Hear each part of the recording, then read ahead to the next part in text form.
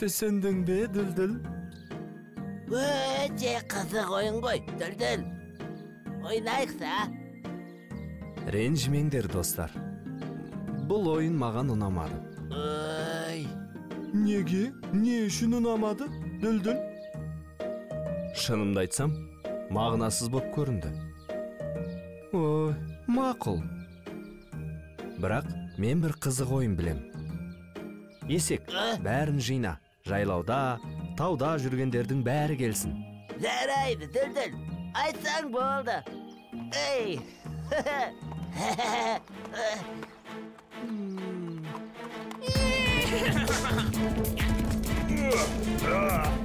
Саған қарағанда жылдаммын, көрдің бе? Менің ойымша бұлай деуің дұрыс емес. Тарлан, сен өзіңді менен мықтымын деп тұрмысың? Неге мықты болмасқа, найзағай? Достар! Найзағай, Тарлан! Сендерді Дүлдүл шақырып жатыр. Неге? Не үшін? Дала патшасын анықтаймыз деді. Менмін дала патшасы. Менен артық кім бар?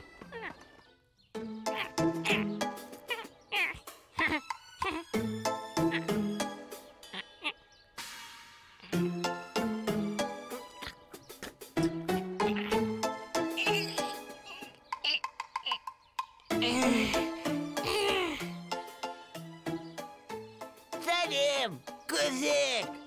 Сәлем!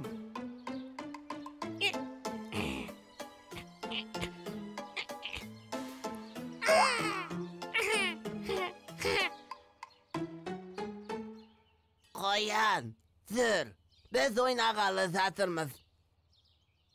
Сен де қатысуың керек бұл ойынға.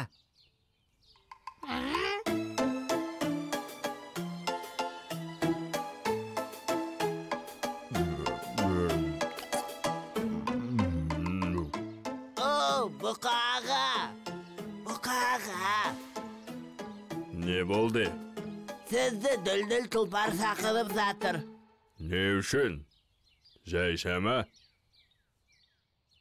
Оны барғанда көресіз.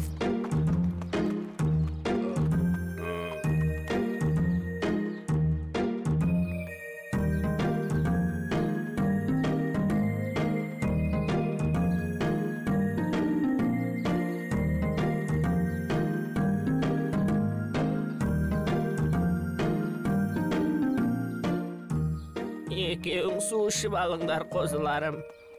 Мен күте тұрайын. Анашым, сіз неге ішпейсіз? Ой! Себебі, бұл сендердің аналарың. Алдымен сендер ішсін дейді. Қадырын біліңдер.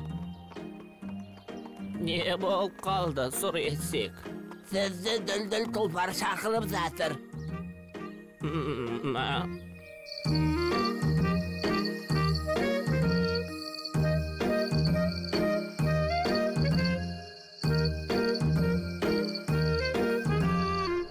Бәрі жиналды ма, Дүлдүл?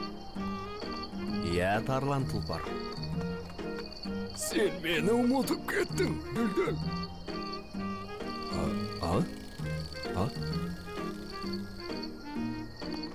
Жылқылардың атынан мен қатсам.